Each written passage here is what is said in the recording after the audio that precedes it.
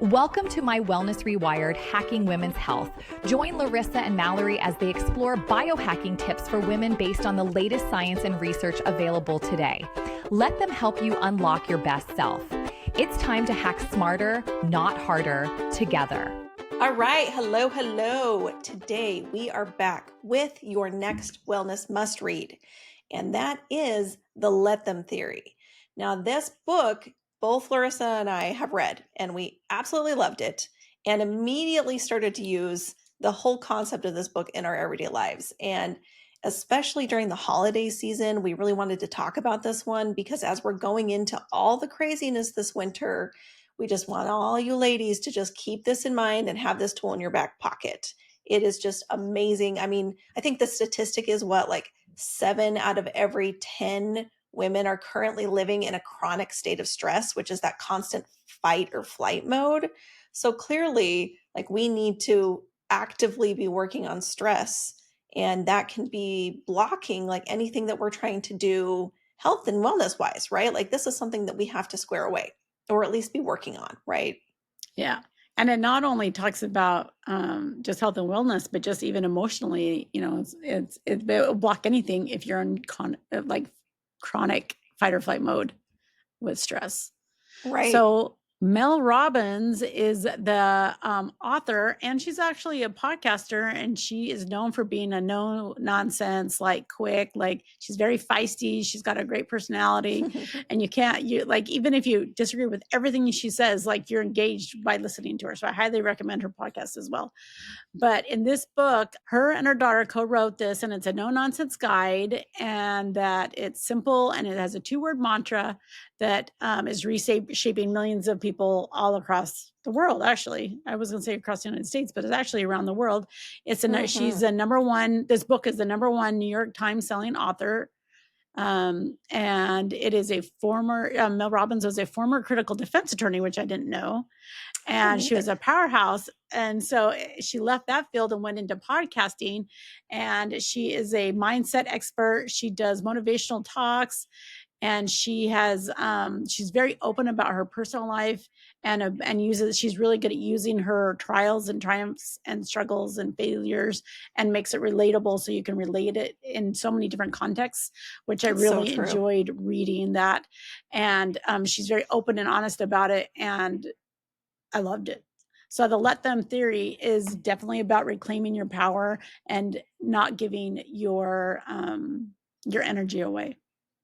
Yeah. We've sold over 7 million copies. It's a lot. It's very popular. It was only released just in 2024. And her fans swear that it slashes their stress overnight, which is one of our biggest motivators to talk about it right now in the month of December, because we all need it. Every single person needs it during the holidays. And so she uses it in all different formats in her book, like toxic relationships and perfectionism, and and she basically things that you can't control, and it is science backed, which we love when things are science backed. And so today we're going to pretty much focus on how we interpret it with the biohacks that will de-stress us immediately in this month of the holidays. Yeah, I mean, there's so much more to this book. So when you read it, it's so phenomenal. I mean, I just reread it preparing for this episode, and I'm like, oh, there's so much that you just want to, revisiting it regularly is not a bad idea. I'm just going to say. But as far as we want to cover today, we're focusing in on the stress part because, again, I want to drive this home. Your mind and your body are connected. And so that means that mental stress can manifest physically, and physical stress can impact mood. And so we really have to think about the fact that biohacking, this system involves leveraging the pathways to optimize your health in ways that include the mental side of things, right? And so we haven't really thought about or talked about that in the context of biohacking, and it really is applicable, especially when you think about the overwhelming effects of chronic stress on women and how it does show up physically in the body. We could talk about that all day, I feel like. So, I have been under chronic stress for many years, maybe decades. Yes. I absolutely have. And it's something we're actually researching right now, right? To cover on this podcast in the future, talking about HRV, recovery, all these things that being in a state of chronic stress has an impact over time, and it's pretty staggering. So more to come on that. I don't want to go too far down that rabbit hole, but again, this is us touching on that subject in December, and just these are directly applicable to help you manage yourself. And it's about recognizing what you can control and what you cannot control. And identifying that really helps reduce stress, right? Yeah. Yes. So It is very hands-on, it's very functional, and it's very easy to use immediately, which is why it's the perfect hack for December. yeah, and it really is so relatable. I love Mel Robbins. Like, she just lays it out there. And she did so much research in doing this book, and research in talking to women, right? That like she just hit the nail on the head with so many of the topics. And I think she covers like 8 different ways that the let them theory can improve your life. And so it's very thorough. Yes. And some of the research that she talks about in her book about stress specifically, she has 2 chapters just focused on what stress is, what does it look like, how do you know that you're in stress? Because once you understand what it looks like, then you can use the theory to offset the stress. And so you can get out of that fight or flight mode. So that's basically like what my biggest takeaway with this from this book was like, you're in fight or flight mode. How do you get out of that? I mean, you got to recognize it before you can get out of it. Right.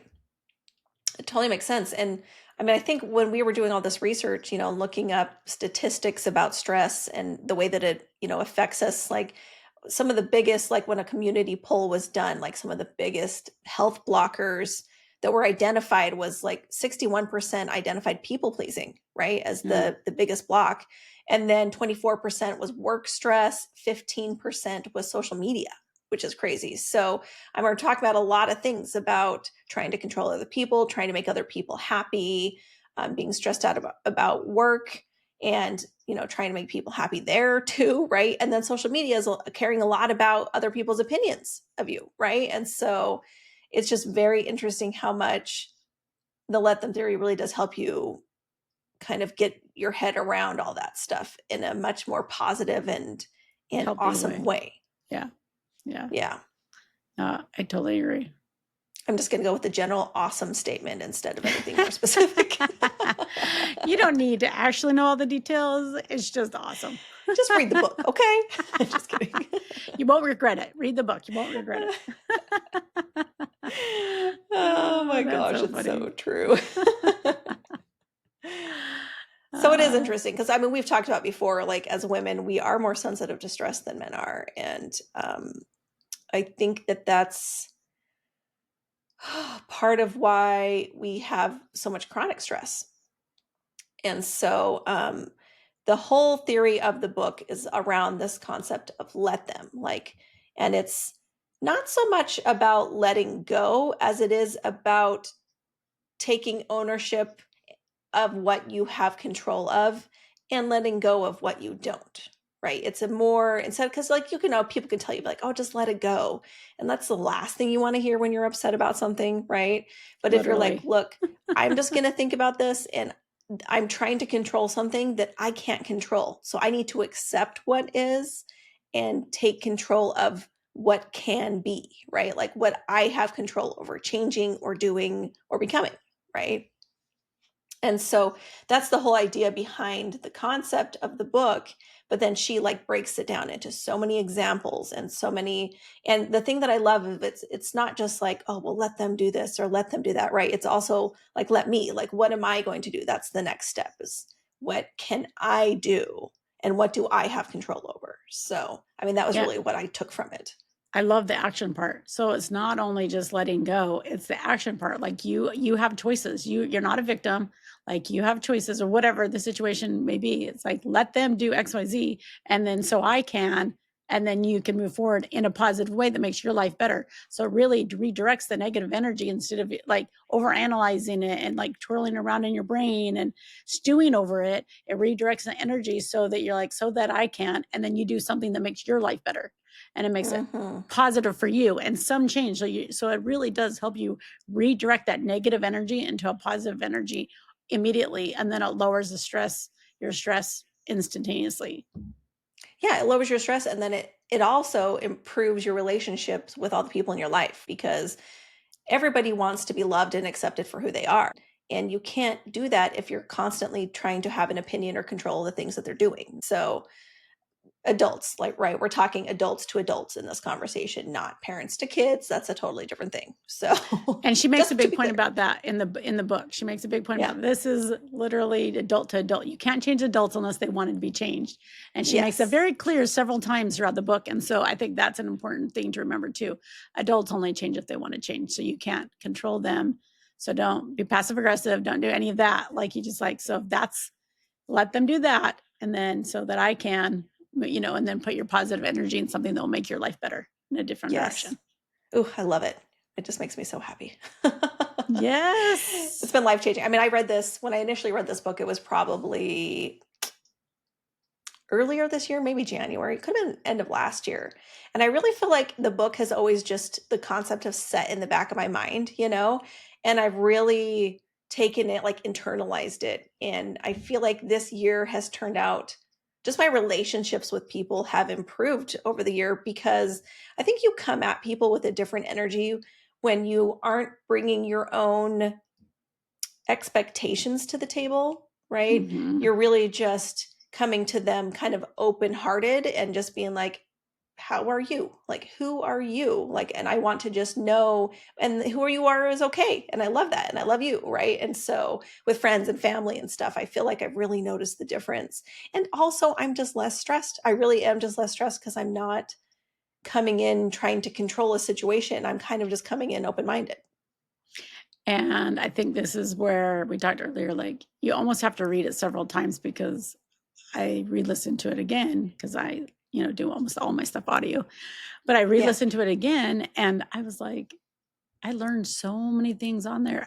I mean, I internalized differently the second time than I did the first time. So the first time you're just kind of like getting a handle on the theory. And then the second time you listen to it, you're like, oh, and I almost am excited to read it again or listen to it again so that I can internalize something different, because it is so many different levels and it's in the brain and it's rewiring your brain. So you have to shift that focus, and she helps you so clearly through it so that you can internalize your own situations with hers. Yeah. Yeah, she really does. I did. I got different things the second time too, and I listened as well. She narrates it herself and does a phenomenal job, of course. And yeah, I took away a lot of different things the second time. It was more like nuances, right? And like new, more complicated ways that I could say let them, right? And then let me. And so I'm excited about that for sure going into the holidays. So just a good reminder. In all avenues, right? Work, family, home. Yes, every avenue. any social avenue. Oh, that's so true. So, I think that what we're going to do next is we are going to pair the concept of the let them theory with some awesome biohacks that can help us. Because if there's one thing that I learned reading this book is that the theory may be simple, but the practical application is hard. So sometimes saying let them in very difficult situations takes practice, and it's kind of hard to do. And you're going to screw up sometimes, and you're going to learn a lot along the way. And so as we were talking about, like, how interesting it's been to apply this theory in practice, we're like, it would be fun to talk about ways that we could pair other biohacks to help us cope with the transition, especially during the holidays. You know, like, for example, I'll start. If you want to reduce stress, you can lower cortisol by 15 to 25% within minutes, just using breathing exercises, right? Which restores hormonal harmony. So think like you're at a holiday party or whatever, you're hosting a party, you've got guests coming and they're late. Let them be late. And instead of stressing out about it, pair it with some breathing exercises that are scientifically proven to reduce cortisol and thus reduce stress. So there's like the 4-7-8 breathing, which is inhale for 4 seconds, hold for 7, exhale for 8. which Larissa is currently doing. But I also learned one from the Huberman podcast because I'm doing other research on stress reduction. And it's the, I forgot what he called it, but it's where you take in 2 deep breaths to fully expand your lungs. And then you very slowly exhale it until your lungs are empty. And it really does immediately reduce cortisol. And that's actually supposed to help with raising your HRV, which we'll talk about on another time. So you take in 2 breaths.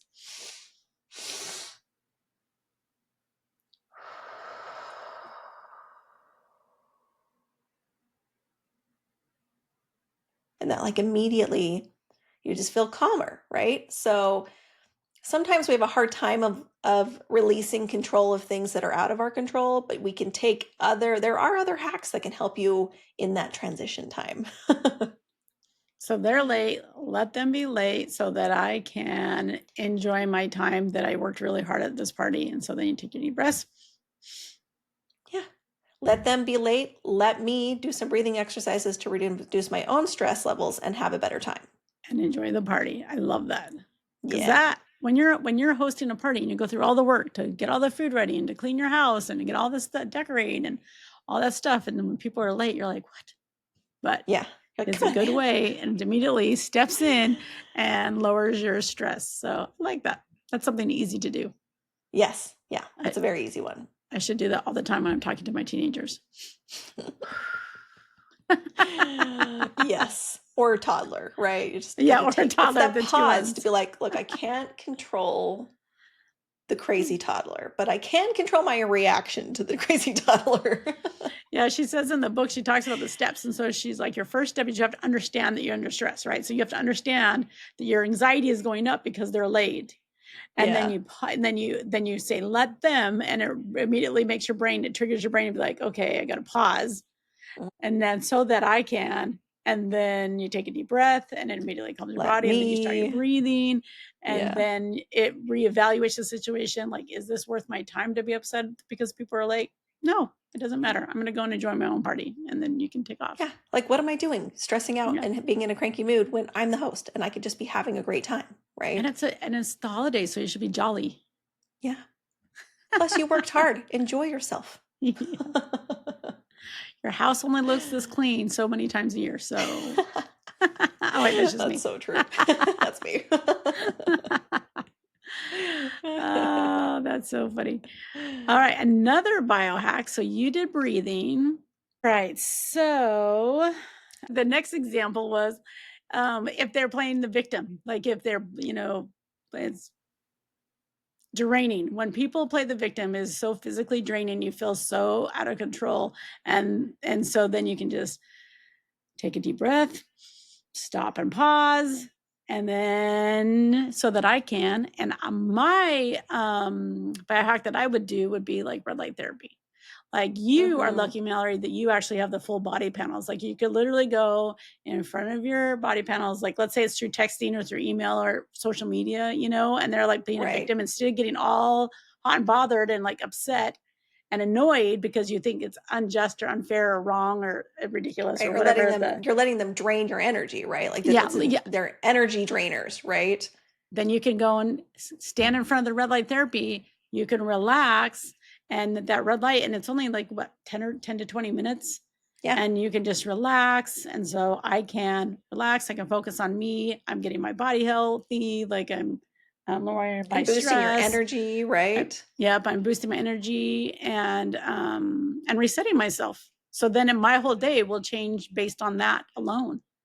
Whether I spiral down, letting them be the victim and the drama and all the things that is causing, or let them do that so that I can go and focus on me and do my own thing.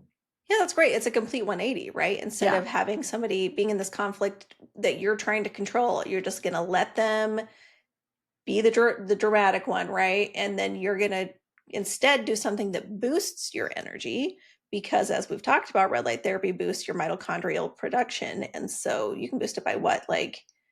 You can boost your cells production by 10 to 20%, I think is what either way, like you're instead of having somebody drain your energy, you're actually making the choice to boost your energy, which is talk about a great day. That's a way different day than you would have had. Yeah, and it helps with recovery, and you'll be more energized and more relaxed. Yeah, I love it. That's a good pairing. Yeah, if only I could have read it correctly, it'd be even better. Oh man. Okay, let's see. Let's think about this. Okay. So stress increases cardiovascular death risk in women by 40 to 50%, which is an Oh, wow. insane statistic to me. Like, That's it also depressing. suppresses immune function, which increases infection risk by 25%. So that's what chronic stress does to women's bodies. And so the way that we apply the let them theory is to set healthier boundaries, right? Like, let them handle their own drama instead of you stepping in to do it for them. So let them handle their own drama. Let me take a step back and do 5 minutes of a mindfulness meditation, right? Because that's going to reduce your sympathetic overdrive. It's going to lower your heart rate variability risk factors or stress factors. And a second one, right? You're going to do 5 minutes of meditation, and then you're going to call a friend, because women get way more stress relief from social interactions. And so if you added a friend, like a quick chat with a friend, it's going to boost your oxytocin. So I totally believe that. I feel like any hack is better when you do it with somebody. yes, If they're a that is positive so person. true.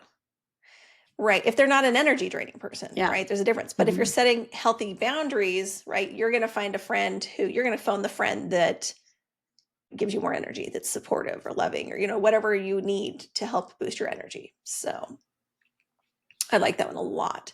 And really, it's just somebody who I really like. The word I use is like fuels your soul. Do you know what I mean? Like, sometimes like you get together with people and like it feels like it recharges you. And then other Yeah. times you get together with other people and you feel drained. Like, you Yeah. got to find those people or those activities that feed your soul. That's Yeah. just, I mean, that's a good way to put it. Yeah. I can totally relate to that. Because there's some people that no matter what time, no matter how stressful the situation is, like if they're there, they'll turn it positive, and it will turn like a horrible situation positive just because they feed your soul. Yeah, it's so true.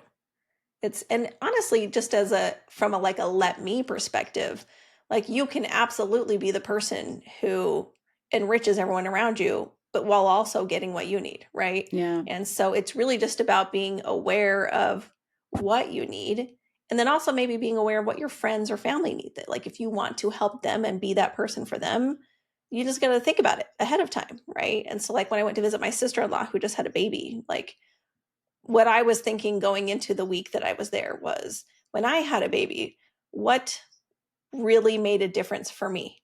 And so then I paid attention while I was there to the things that were like the little extra things that it was like, what can I do that they normally wouldn't do, but would be a big stress relief for them? Right.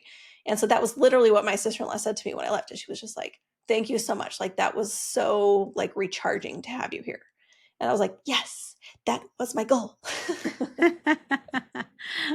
I want to be a powerhouse. I did not want to be a energy drain. Yes, I was like, I wanted to recharge them because I know how taxing it is to like figure out how to be a parent at the beginning, right? It's just, it's a whole other journey.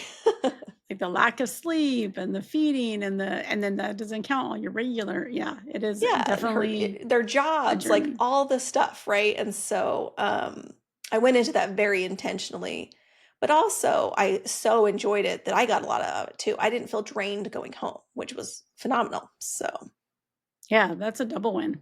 it was all the newborn cuddles, I'm pretty sure. So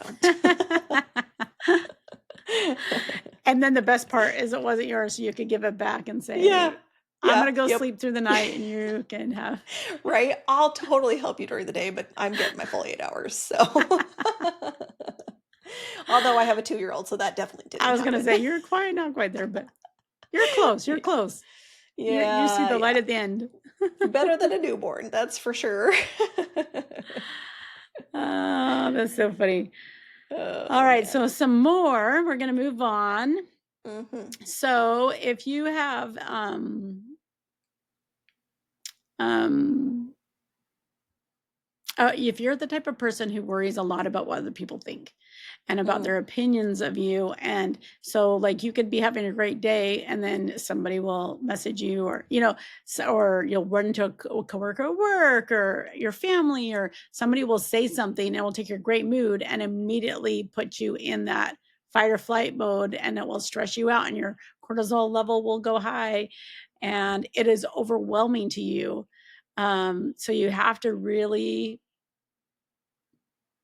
say, let them stop, pause, give your brain a chance to catch up and take a deep breath and really think and evaluate, why does that person care? Why do I care so much about what this person's opinions are? And how is that affecting me? And so then you have to go like, let them do XYZ so that I can. And then I would do gratitude journals.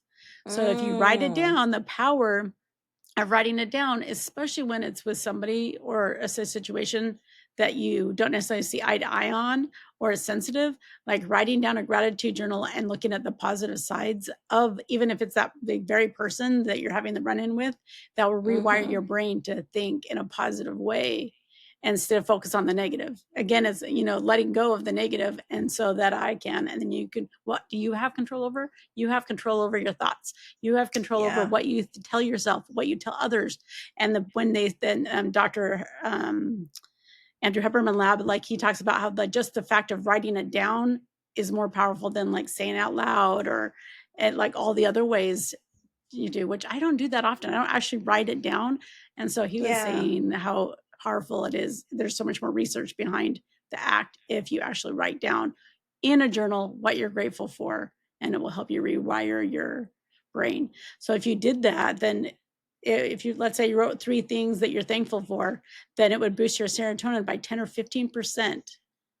And it would enhance mood stability, and it will rewire your brain to think positively, and it Yeah. will move away from that chronic stress Right. It's like and move it teaching your forward. brain to see the good in things, right? Yeah. Like it's literally what it's rewiring it to do.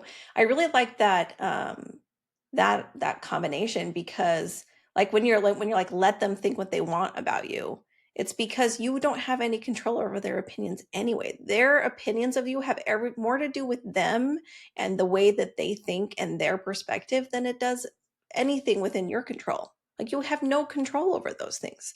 So why are you spending all of your wonderful time in life worrying about it, right? Like let me take care of me, right? And gratitude is such a fantastic way to do that, for Yeah. sure.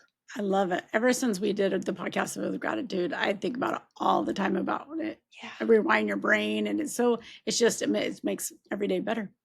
You know, it's so funny because one time, Chris and I were fighting a lot. My husband and I, we were bickering a lot one week. And then we got in a fight, and it was just rough. And I was like, I just grabbed 2 notebooks and I was like, okay, before we even go any further, I was like, we're both going to sit down and we're going to write down 25 reasons why we love each other and we're glad we're married.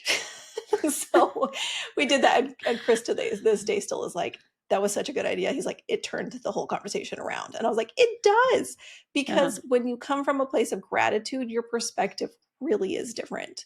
And it turns out, like, at the end of it, like, it was totally fine. And it was just, we had to get out of whatever, like, frame of mind Rut. we were Yeah. in, the Mm-hmm. rut, right? Like, and so Mm-hmm. it really just switched things around. It's such a useful tool for, like, in the moment when you're just feeling a lot of things. Like, it really just, the act of actually writing it down really does make a big difference. And it almost does the same thing, with the let them theory, like it pauses, how it says just let them, and then you pause. So it like can rewire your brain. When you actually write it down, you actually have to pause your brain going down, like spiraling down a negative cycle. You have to pause your brain and to rewire it to think positively. Like, why do I love, and like in your example, like, why do Yeah. I love him? Why do I want to be married? And then you're like, oh, this is an amazing person that I'm choosing to spend the rest of my life with, and then you can Yeah. reevaluate it. And because it is crazy, like, especially with our our different cycles and like and our moods and our hormones and Oh, yeah. it is like you can tell like what time of the month it is because of your reactions. And so then then you'll start your period, you're like, oh, that's why it was over dramatic. Sorry family, sorry. I literally saw a meme about that today that was like, I don't even have to track my cycle anymore. Like, if my husband's breathing sounds annoying, I know it's on its way. So I know I'm not the only one, guys, okay? That's really funny. Oh well, I mean, it's reality. We're getting real here. Like it Yeah. is definitely either whether, but the people that you love the most are often the people that you need this the most with, Yeah. because you care so much about them and what they do and their health and their all their needs and wants in life. And so it really does, this will help you with your immediate family the most, because you Yeah. don't want to you don't want to be a helicopter mom. You don't want to be, a critical spouse, all these things, but you're like, I want you to be healthy, to live longer with me. But all these things, but you Yeah. can't change adults. Adults have to want to change themselves. And so this theory lets you just back off and focus on what you can control. And then you lead by example. So by you Yeah. backing off and focusing on what you can do to be healthier will lead by examples, not only for your kids, but your spouses and your family and stuff. That's so true. Yep. My favorite part, that like in this book, she said this quote. She quoted, Mary Oliver wrote, "We have one wild and precious life." And that is so, she said it several times throughout the book. And I love that, because we Yeah. really do. We only have one wild and precious life. So we got to make it the best that we can make it. And life is stressful. And of course, we want to keep adding more and more stuff to our life. And I don't know why we do this, but we just keep adding more and more and more. And we want more and more and more. And we want everybody to do everything. And this just is a good way to reset your internal Compass? yeah, your word? internal compass, Yeah. to look at the positive side and like, why are we doing all this? Yeah. Like, reconsider everything, because you have one wild and amazing life, right? And precious, those word, one wild and precious life. And I love it too. That really just makes, because it just puts it in perspective. Like, this is your one life. Like, are you really spending all of your time giving your power away to all these other people because you care what they think, or you're letting them drain your energy? Like, all of these things just show how much, like, taking your power back changes your entire life. And that's huge. And that's huge on the stress front, right? Like, chronic stress, like, take control of your life and the thoughts in your head, and separate what you can control and what you cannot. And it's a huge stress relief.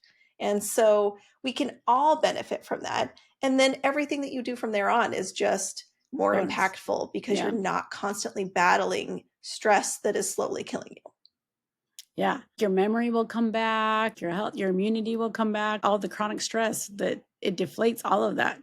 So if you actually free up your energy and move up positive, then all the hacks will work, biohacks will work. You'll need them less, because you'll just feel better. Yeah, it's so true. I love this subject, because the more I research, the more I don't realize how much I've been operating in such a stressed out state. Like, probably for maybe since becoming a parent. I don't know. But like, all of it, like parenting, career, family, all this stuff. Things happen. Life is crazy. And I really would like to go through life not sweating the small stuff so much, Yeah. Enjoying more of it, having this wild and precious life be something that I can look back on and feel like I squeezed everything I could out of it, In a joyful way. in a joyful way. Yes. And on my terms. Yeah. That's the big thing, right? And so that's why this book spoke to me so much. And I was like, we've got to talk about it, because it ties in so well with just a toolbox for chronic stress. I agree. What is one of your favorite quotes? Okay, I actually have the book, and I flagged. That's why we're wearing green. It has a green cover. We're wearing green for the let them theory. Let me see here. Oh, this is my all-time favorite quote from the book. People can only meet you as deeply as they've met themselves. Most people haven't gone to therapy, haven't looked at their issues, and they don't want to.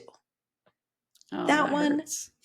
was crazy, because you spend so much time worrying about what other people think and about the things that they're doing and the choices that they're making. Like it's all so externally focused, but like, and then you have so many expectations from the people in your life, right? But like, as soon as you understand that they can only see as deeply into you as that they can see into themselves, and if they have no desire to look deeper, they're never going to see you, right?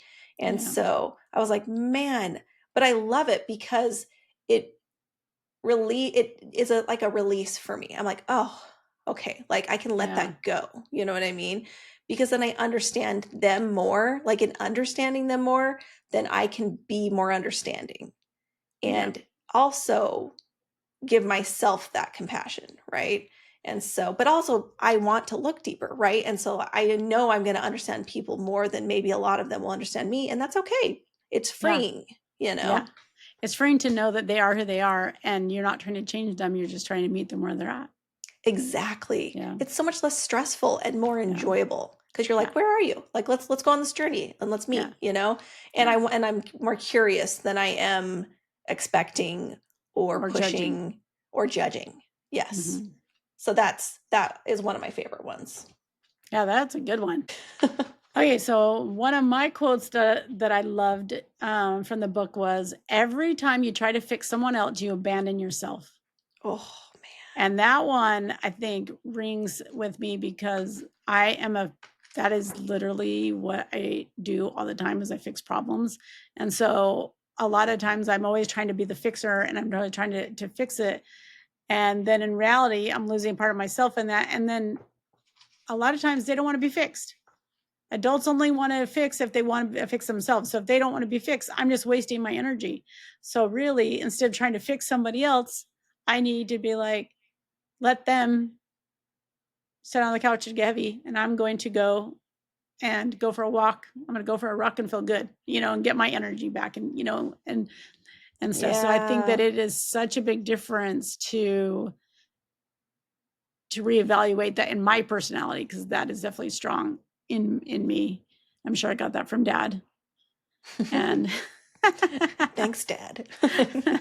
and so it gives me grace to know that like I'm losing myself. So I need to just focus on myself and let them do them. Grace. I like that word. That's a good word for it. Yeah.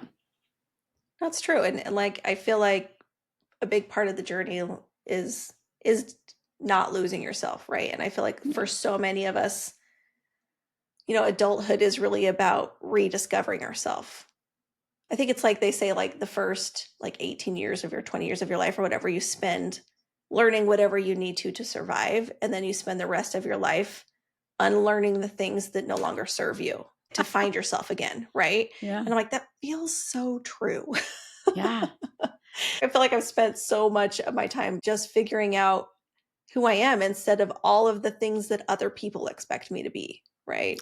And everybody has their opinions. And with social media, everyone puts their opinion out Yes. there, and everybody's trying to compare you and trying to do this and trying to do that. And like, my kid's is this great. Look at this. And, and all of the stuff Yeah. out there. And really, none of that really is going to make you have one big, beautiful life. It's just adding on unnecessary trauma to your mental. It's taking away, it's depleting your soul. Yeah, it's muck. You just clear the muck, Yeah. guys. Yep. Okay, I found my last one. Okay. Let me is the power move, is the section. And it says, that's why the theory only works if you say both parts. When you say let them, you make a conscious decision not to allow other people's behavior to bother you. When you say let me, you take responsibility for what you do next. I love that one. That's like the whole key to the book is like, instead of being like, always saying, oh, but this, the let me is the control part, like the actionable part. Like there's always something that I can do. And it's personal responsibility, right? Like I feel like that's the key that's missing. Like we want to, not only do we give other people our power unknowingly, but I also feel like we want other people to hold responsibility, because then we don't have to hold ourselves responsible. And that's sometimes a difficult thing to do for yourself. But I think that is the path to freedom, is taking responsibility positively and negatively, right? In your actions in other people's lives and your own, right? whether it's self-sabotage, unknowingly giving your power away. Like, you have to own up to the things that you've done and then figure out how not to do that in the future. And so that's what I really liked about the book, because I'm like, oh, this is a very big learning experience. And it's so easy to do all the time. Yeah, it's everywhere. Let's be real. That's why you have to read it a couple of times, probably Yes. several times throughout your life, just so you can reevaluate it one more time. Yeah, I mean, I love just the names of the chapters, like literally just make me happy. Like chapter 1, stop wasting your life on things you can't control. I'm like, yes, right to the point. She's blunt. She's blunt. I love it. And I loved all of her examples and stuff. All right. So Yes. my other quote that I loved is, love isn't control, love is space. And it goes back to that same concept where we are usually the hardest on the people we love the most, because we care the most about their outcome. We care the Yep. most about their successes, and we hurt the most when they hurt. And so the people that you are literally the closest to, that you love the most in this world, is usually the people that you try to control the most. And really, Yep. to truly love them, you need to give them space and let them have their lessons, learn their lessons, and have their own life, because it is their life and it's one big, beautiful life, and they need to live their version of the life, not your version of it. Yeah, they need to learn. They need to fail and stumble and pick themselves back up on their own. Which will make them And stronger. yes. Oh, I love that. Yeah. It's so true, though, because the people closest to you, you're very invested in them, Yes. right?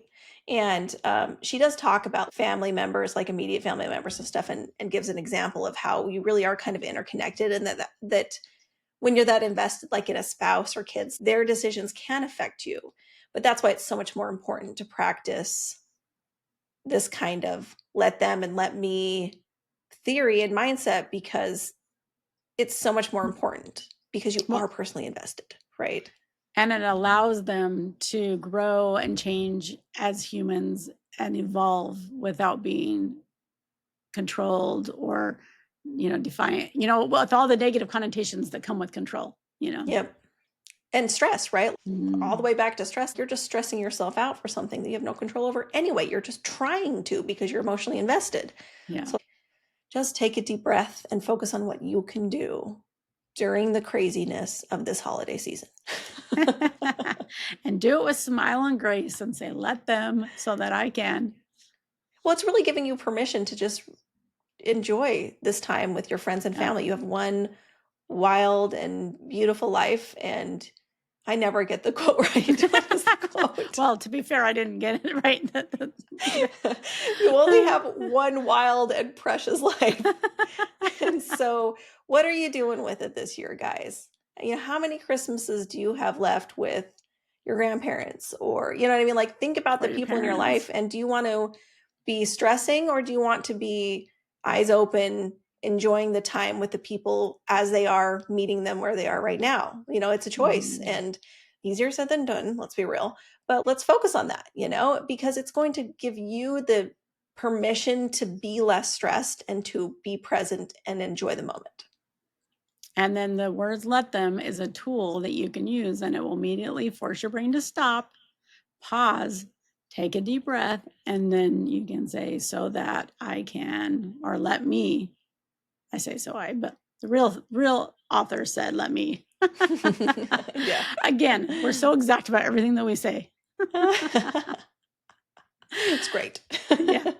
But it is very powerful. And so, but I think inside my head, like, let them, so that I can, and then I go and do what the positive thing that will make me happy. And yeah, that's your something that I takeaway can from control. the book, right? Yeah. Yeah. It's my version. Sorry, exactly. Well, you've got to internalize it, and you've got to use it. So that's Yeah. great. Thanks, sis. But yeah, overall, like, guys, read it. Let us know what you think. Hopefully this really could be an amazing, amazing tool during the holiday season. So think about it. And we're here. Find us on our Facebook group, My Wellness Rewired. Give us a shout out. All right, you wellness rock stars. That's a wrap on this episode of My Wellness Rewired, Hacking Women's Health. We've had a blast dishing out the hacks and laughs, but hold up, let's keep it real. Yep, we are not doctors. We are just sharing our biohacking adventures and learning right alongside you. Nothing we say is medical advice, so always, always check with your healthcare provider before trying any new wellness tricks. Absolutely. This podcast is all about inspiration and entertainment, not prescriptions. So join our Facebook group for more sassy wellness vibes. Catch you next time.